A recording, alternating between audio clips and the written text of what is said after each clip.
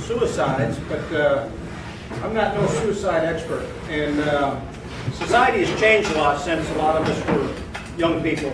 And in high school, they do things a little different than when we were kids. And as I'm looking at here, I'm not the oldest one in here. I'm not the youngest one in here, so I'm probably about the middle of the pack, I'm thinking.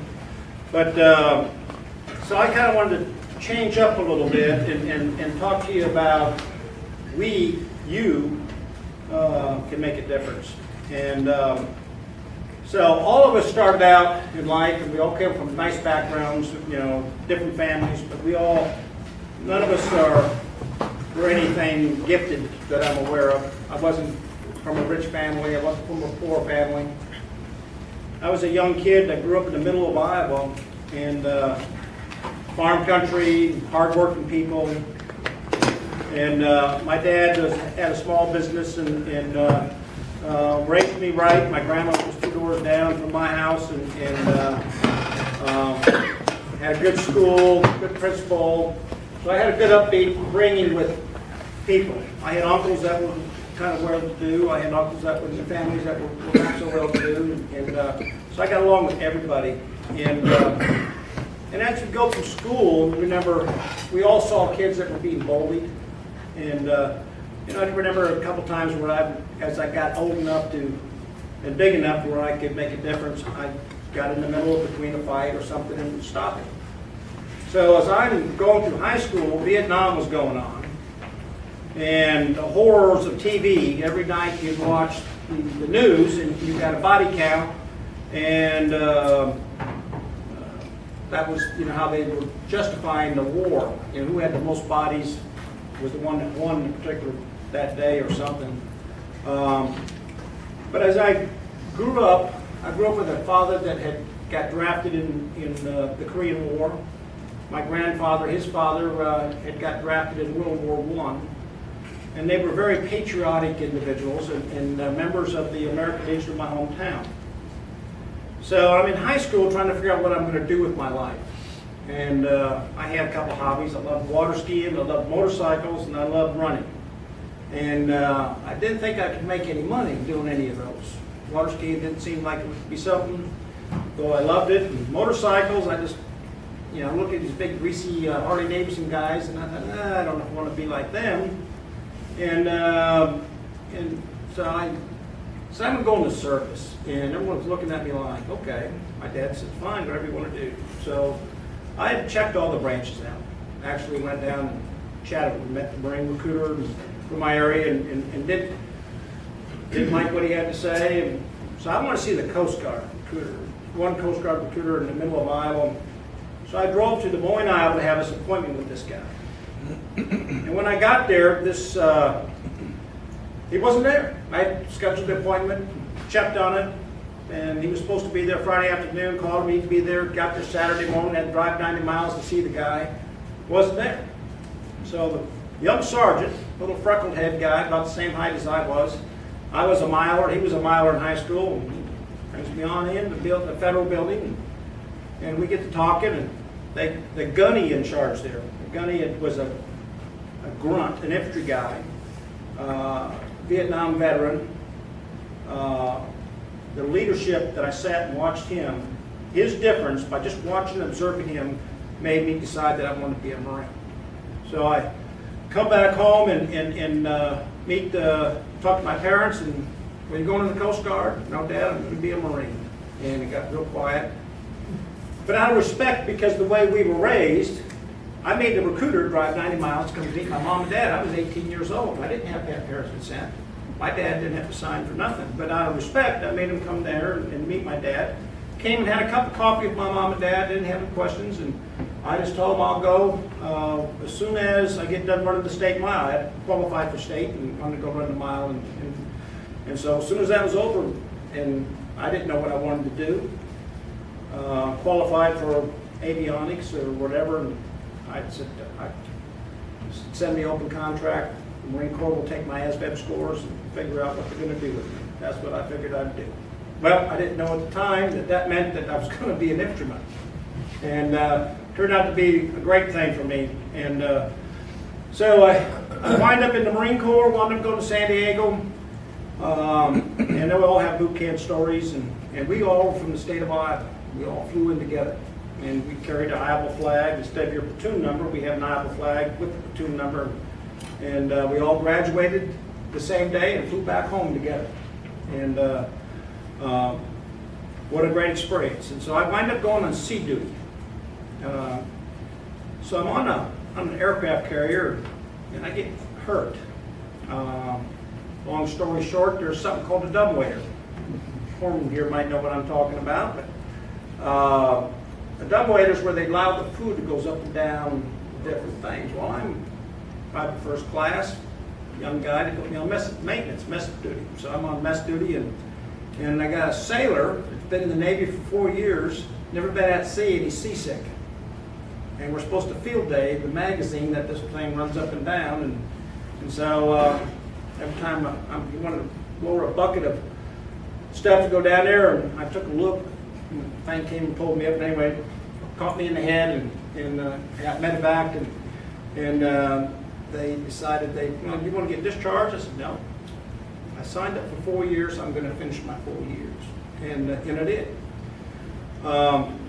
So that while I get back to the Enterprise, and I had a high school sweetheart, and I'll talk to you about that later when we talk about the suicides, but I had a high school sweetheart that I was madly crazy about, like a young 19-year-old would be, and so I get orders to go to Camp Lejeune, go back to Miami. It's closer to Iowa than California is. I could sneak home on a weekend and see my girlfriend. She could come see me, I'm thinking. And I get the Dear John letter. And as we talk about, that's one of the problems with the youth today. But in my case, it's not nothing to do with anything. I'm going to continue on. My job was important. You had to show up to work. You had to be responsible. Whether your heart was hurting or not, it didn't make a difference. You had to do your job. That's the way I was brought up, and that's the way I was raised. Something's happened over the years, the generations. It seems like that maybe the Little League, where everyone gets a trophy, participation trophy. Kids don't get spanked anymore in elementary school. I remember going back to 6th grade, a guy named Aaron Caintree was acted up, and the teacher grabbed him by the earlobe, walked him down to the principal's office, and told the class to be quiet. She'll be right back. She came back and started teaching class. About 5-10 minutes later, Aaron's brought back by the principal. His face is awful red, his eyeballs were awful glassy, and he was the most well-behaved individual you've ever seen. And as a result, there's no way I wanted to do that. So, then you have a little respect, but they don't do that stuff anymore. Everybody today's got to be number one. I was an average student. I wasn't anything special. I was C's, and I passed the ASVAB test. I got good scores on that, mechanical side stuff. But my academic part, I wasn't a college person. I knew that. And though my sister was, she had a full ride playing basketball. I did not. And I had to, figure out what I was going to do. So the Marine Corps turned out to be a great thing. But as you've grown up in the military, and you're as a young guy, you have to sometimes have that little confrontation where you've got to make the decision and correct somebody or make something happen. And my stuff started at an early age because I learned how to wear the uniform properly. Because sea duty, if you ever understood the way we were spit shine and polish, everything was perfect on the uniform. So now I'm back at Camp Lejeune, and there's a young little kid that didn't have any polish on his boots, and I come over, and I'm a corporal, and he's a lance corporal, and I said, "Here, Marine, you need to put something on your boots there. A little polish and a little brush, we might do some wonders. You're not my platoon sergeant." So I'm not. Come with me. I took him over to see the first sergeant. Explained. First sergeant said, I was a sergeant actually, had just made meritorious sergeant. And he says, "Well, you're right. You're not the platoon sergeant." Sergeant recalled. I said, "I know the platoon sergeant's not very good." He says, "You're absolutely right. He's fired. You're now the platoon sergeant. Now I got a gunny's billet, and I'm a sergeant, and I'm in charge of that, And I'm like, oh wow, this is great. And it's going, but I was making a difference. And years later, I'm on the drill field, And you had a, well, I'll jump way forward. I'm a first sergeant now, and my reputation had preceded me a little bit. And I was kind of I was an ass on my drill instructors. I made them do what told was right, and I didn't care if I had hurt their feelings. And my plan was that I'd have nothing but infantry guys that were my drill instructors, because I could chew them out, and they would take it. Where if you had a guy that was an avionics technician, if you chewed him out, you just hurt his feelings. You had to, the next month you had to motivate him every day to get him to get his job right. So I had the ground guys, and that was my secret. But my reputation had preceded me, and this young man was doing something wrong. Drill instructors, if you're in the Air Force or the Navy, you're in the Army, or you're at a police academy, these things happen. People were of authority and of power over people. They sometimes dream up little crazy things and do stupid things, and that's when they get in trouble. Well, this guy was caught doing something that wasn't quite right, but it wasn't really bad, but it would have been not good for him. And so I'm at the house, the phone rings, and the conversation goes like this. First Sergeant, how many minutes are you away from your office? This is Gunnery Sergeant so-and-so, Depot Inspector. I said, Gunny, well, I'm about 2 minutes from the office. Where are you at? He said, I'm sitting at your desk. I'll be there. Get in the car, drive on down, and see the Gunny's there. And Gunny's an E7, that's like a Chief Petty Officer Sergeant, first class in the Army. So I get in there and chat with the guy, and he's telling me what he observed at my DI. And I'm like, okay, Gunny, thank you very much. And he said, by the way, First Sergeant, this conversation you and I just had never happened. I said, well, thank you. Where's my Marine at? He's standing at attention in the shower stall. Okay, thank you very much. I know he went outside the door and stood there and listened to what I was doing. And I'm that sergeant, I had him stand in front of my desk, and the young kid standing at attention, and I owned him. You could just tell that sweat was rolling off his knuckles. The kid he knew he was in trouble. But no one ever found anything out about it but me. Company commander never heard a thing. I chewed him out. I knew that I got in his head, and in my case, you had to follow the SOP or you couldn't be a senior drill instructor. Well, this guy had broke the SOP, but now I knew that I'd gotten in his head. I could just tell by his body language that he was fixed. And so the next cycle, I recommended him for senior drill instructor. Okay. The next cycle after that, I meritoriously promoted him to staff sergeant. And so I was in a position somewhere in my career where I could make an effect and help this kid and actually save him. At another time where I was telling about the foreman. Foreman, a guy had been a bosun's mate in the Navy.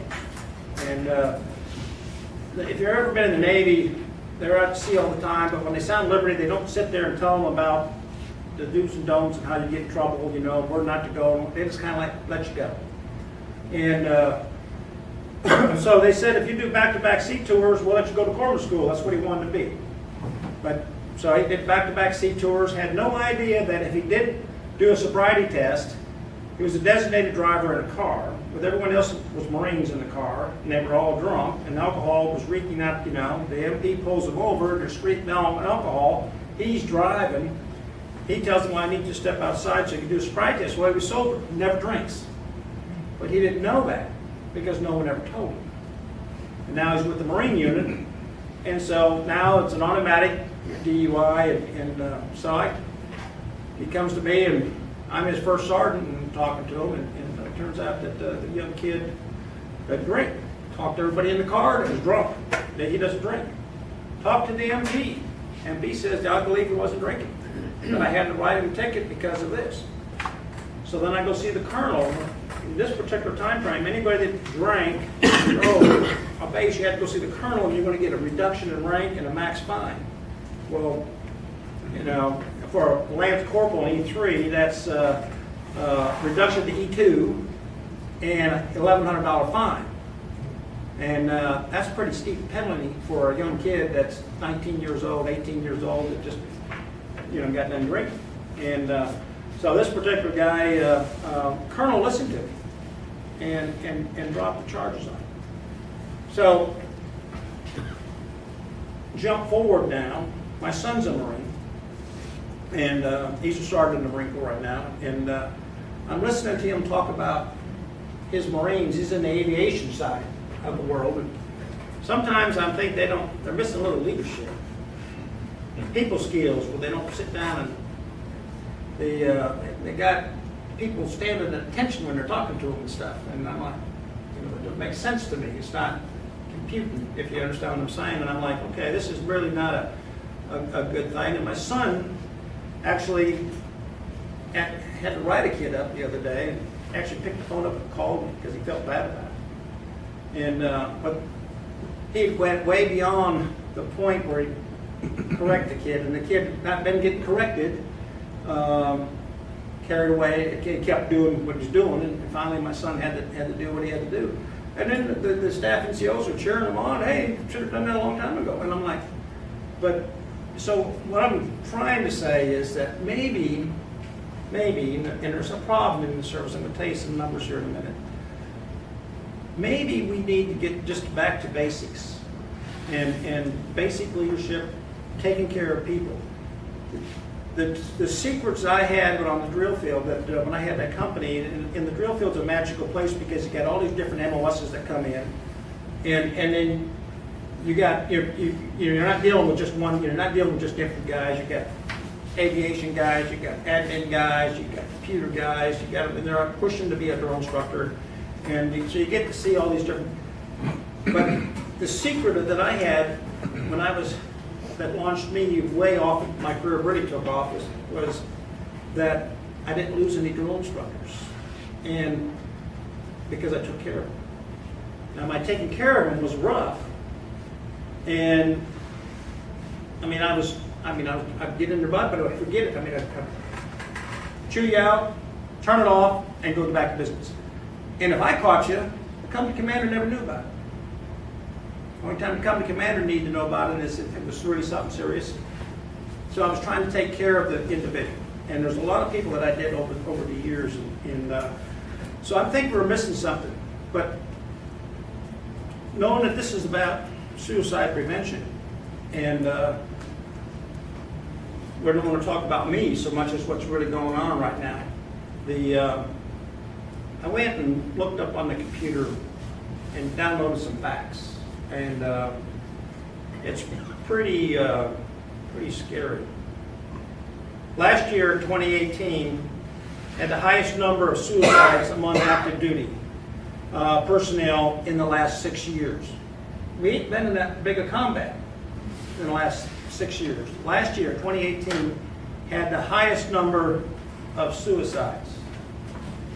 Okay, the total number last year was 321 active duty members.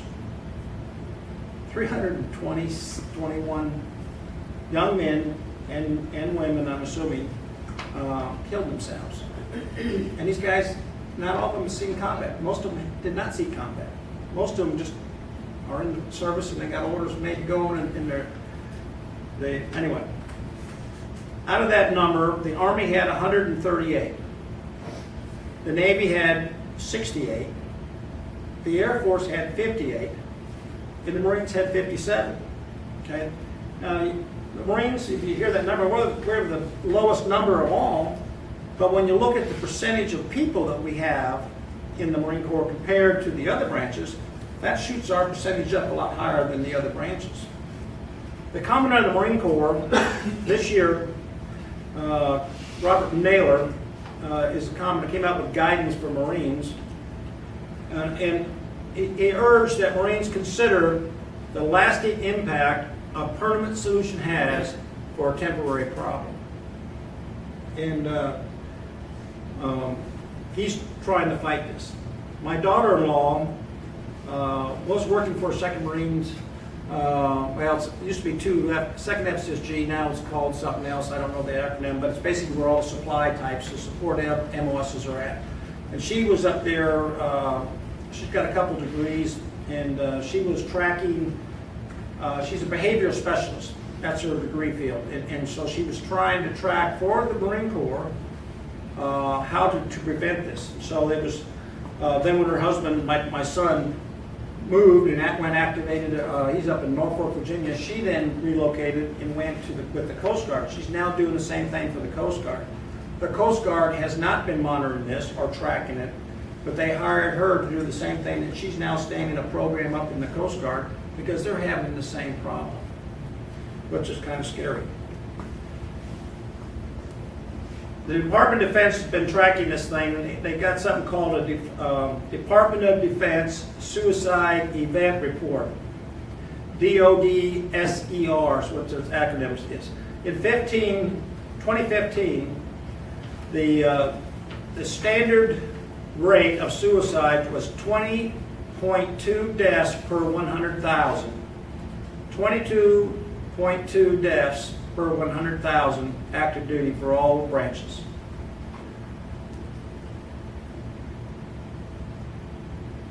That was for the active duty. 24.7 deaths per 1,000 was for the selected reserve component. And this one really caught me off guard, is the 27.1 deaths per 100,000 was the National Guard. That one was like, what? You know, if it was just the Marine Corps and the Army combat units, and they were, I was like, okay, maybe it's the training, maybe it's the combat environment. But the National Guard, though it has deployed a lot, that basically, when I was, active duty young guy, that was basically college fraternity. Let's go drink beer and wear a uniform. And they've since raised occasion and jumped up to the big league and been deployed like everybody else. But that one stood out really high for me. That was 2015. Then in 2016, the rate was 21.1 deaths per 100,000. And so it went up from 20.2 to 21.1 in 1 year. That was deaths per 100,000 for the armed forces. And this is the way it broke down for the individual services in 2016. 2016 was the Army had 127 deaths, 26.7 per 100,000. That's, I was like, you gotta be kidding me. That's hard to think about. Air Force, 61 deaths. That's 19.4 per 100,000. The Navy, 50 deaths. That breaks down to 15.3 per 100,000. The Marine Corps had 37 deaths that year, but and again at the smaller number, but it breaks down to 21 per 100,000. So that's where the Marine Corps is really smaller, but it's affecting it. It's the percentage-wise is pretty high. The Navy did a study and compared civilian male adults for the average male age that was committing these suicides to the civilian world. And so they came up with a figure, so this kind of puts it in perspective, but they say that the civilian rate for the same age person, male, was 26.8% per 100,000. So the civilian world in that particular age group is high, and it's not just the military, but it used to be the civilian world was way higher than the military. And now the military has gone up quite a bit.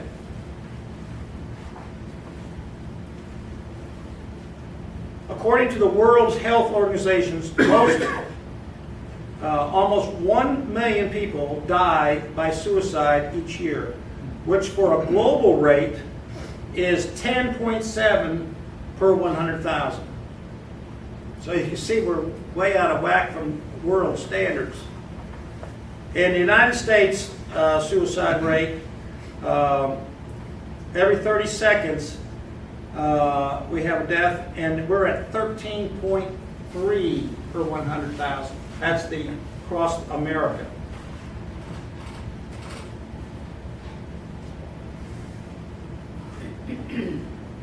The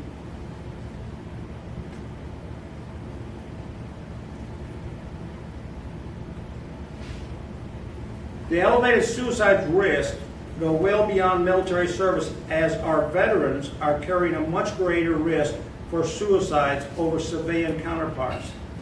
Veterans account for approximately 18%, veterans, those who have served, 18% of all adult suicides in the U.S., yet they only represent 8.5%. So that kind of throws it out of whack when you look at it that way. You're thinking 18, well that's nothing, but then when you think about it, we're only 8.5%. Holy moly, that's way up there. The most common physiological factors or psychological factors associated with suicide risk for active duty are relationships, girlfriend, dear Johns. I can remember simple things as a recruit quitting on me in boot camp, that dog died back home. Young kid, something's important. I mean, it's sometimes you just got to talk to these kids. Administrative or legal issues. The kid's in trouble, something's not right, and he's facing NJP, court martial, something like that. And then workplace difficulties. You're not getting along. My son had, in the squadron that he was at, in the last 3 years, this is a reserve squadron. The last 3 years they had 6 attempted. Out of that 6, 3 actually did it. One of the guys that did it was a good young black Marine from Alabama. Played football, very popular kid at home. But he spoke a little different, a little country in him. He was around other kids from other parts, city and the eastern side of the world and of America, and he didn't fit in. And because of that, he's no longer. And that one bothered my son because he was a good kid. He was a good hard worker. Just didn't talk like it. He's from the South and from a country somewhere, big kid. And for veterans, the traumatic brain injuries, chronic pain, and sleep disorders. I've had 2 friends of mine. One was a first sergeant in 2A, a guy by the name of Jim Turner from Anderson, South Carolina. Recon guy. He was the only staff non-commissioned officer, senior enlisted, that could outrun me in a PFD, and that guy could pound. He was an overachiever in everything. He was the first Marine to place as a gunnery sergeant in Ranger School competition. He carried his part as a 2-man team. His other teammate got hurt, and he carried him across the finish line and placed 3rd. That's the kind of Marine he was. Retired from the Marine Corps. Wasn't fitting in with the civilian world too well. Volunteered to go overseas in Afghanistan for a while as a trainer. Comes back, couldn't sleep. So they were giving him medicine to help him sleep. And then mixing it with alcohol and not thinking right. Then having marriage problems. He's no longer with us. I got a call from a buddy of mine. He says, Jim's not with us anymore. Jim's gone. What do you mean Jim's gone? I just had a beer with him last week. What do you mean? He's no longer with us. I said, what? So we had to put him down, and that was a tough one. The guy that I actually put in the Marine Corps in 1981, a guy by the name of Michael Mann. Mike Mann was the state wrestling champion probably around 79, 80, something like that. 185 pound South Carolina state champion wrestler. Went to boot camp, maxed in the PFT, undergraduate out of boot camp, meritorious sergeant in 2 years. On the road, rocking and rolling. Retires as a master sergeant, slipped and fell, hurt his back, started having multiple surgeries. He retired from the Marine Corps because of his back problems. He was having problems keeping his weight down, and he's had 5 or 6 back surgeries. 2 include he had an electric shocking device. It looked like your phone. He put it up to his back, and he could dial it in and change the electric shocks on him. And the drugs that they were prescribing him, he was having problems with keeping his body temperature. He was sweating and then get cold, and sweating, and he'd go to the doctor, and they said there's nothing wrong with him. And that pushed him over the edge. And his wife and him went to bed on a Saturday night at 9 o'clock. That night he got up and walked out into the garage and took a little too much of those pills and had been drinking. And they found him face down the next morning. The coroner said that, and I talked to the wife a month later, just visit on her, that's what you do, you go visit your friends. She says, Larry, the coroner told me that Mike committed suicide. I said, what do you mean he committed suicide? I said, the coroner said that the drugs that he was taking, prescribed, by themselves was a lethal tox. You know, that it was just the wrong, weren't supposed to be taking these mixed together. But they were prescribing it to him. And then when you take it with alcohol, and then you take a little more because you're not feeling good, they ruled it as an accidental death. And but his wife said that he had pulled his wedding band off, set it on the dresser, and he never did that before, and that was the way. He was just leaving that for her, and so it hits home. And these guys were life is full. You know, I mean, I wish I could have seen something different and gone and helped them, but I don't know how to do it. But somewhere, somebody maybe could have got hold of them, spend a little time with them, talk to them, let them know that it's important. There's a couple different things. Marines are hard-headed, and when you're a sergeant major in infantry battalion, you get around the generals a lot more than a lot of other people do. And General Buck Bodog Bedard was the 2nd Marine Division commanding general, probably when you were there. And the Navy CNO had killed himself. I don't know, many years ago, he had a ribbon that was wrong. He was a prior enlisted guy, and he makes it up to be the CNO of the Navy. That's the big guy. 4 stars, the guy in charge of the Navy. But someone had pointed out that he had a ribbon that he didn't rate on his ribbon bar. He killed himself over that. I mean, geez. I mean, so the general, he had a comment, and I'll never forget it, and I actually kind of believe him, but he took the easy way out. That's not, a real warrior would stay in and stay with it, but he did. And there was another picture on Facebook the other day I read, and had a picture of a head and a brain. You can see the brain, and had bars on it. And it said that the prison that you cannot escape from or leave is your brain. Of course, we don't know that. I was never one that would do that kind of stuff. And we're looking at your faces, well, probably the same way. We would never think of doing something like that. But you never know about the individual that's got those problems that's in his head, and he's not sleeping. The retirees, they're not sleeping, or they got extreme pain. The young guy that's in is heartbroken, or he's got some kind of legal problem, or he's not fitting in, So I don't know what, but there's something that somebody, hopefully somewhere, can change. Maybe it's our school system. Maybe it's the way we're raising our kids today. People don't take responsibility anymore either. So that's all I got.